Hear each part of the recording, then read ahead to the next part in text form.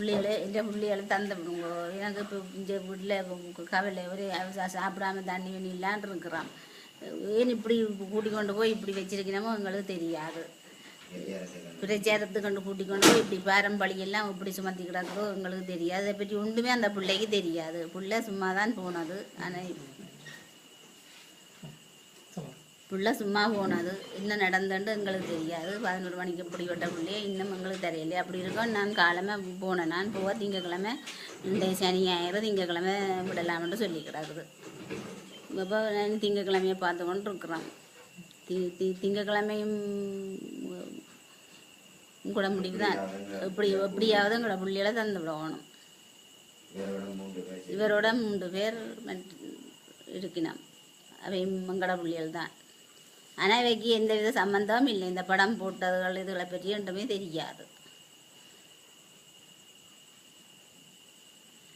ஒரு நாங்களும் இன்னைக்கா செய்கிறது என்ன செய்கிறதுன்ட்டு எங்களுக்கு பிள்ளைகள் தான் தேவை.